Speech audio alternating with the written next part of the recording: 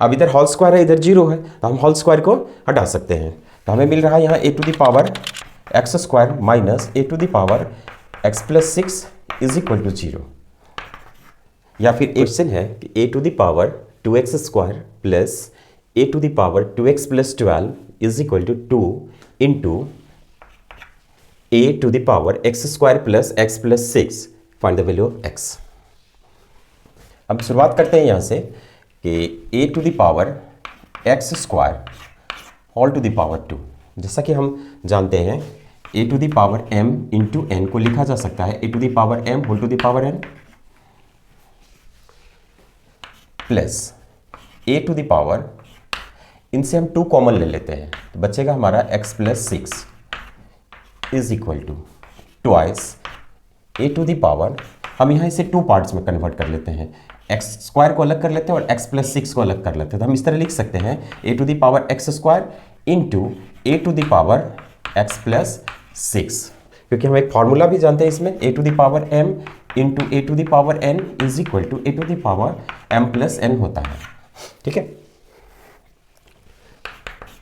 a⁻x² whole to the power 2 plus a⁻x plus 6 whole to the power 2 minus इस पूरे part को हम इधर ले आते हैं 2 into a⁻x² into a⁻x plus 6 equal to 0। अब देखिए ये कौन सा फॉर्म है। अगर हम इस पूरे टर्म को अंडर ब्रैकेट को a मान लें तो a² प्लस इसके अंदर वाले टर्म को b मान लें तो b², तो a² plus b² minus twice a into b। यहाँ से हमें आ रहा है a whole to the power x² minus a whole to the power x plus 6, इसका whole square is equal to 0। अब इधर होल स्क्वायर है, इधर 0 है, तो हम होल स्क्वायर को हटा सकते हैं। तो हमें मिल रहा है यहाँ a⁻x² minus a⁻x plus 6 is equal to 0। या फिर a⁻x² is equal to a⁻x plus 6।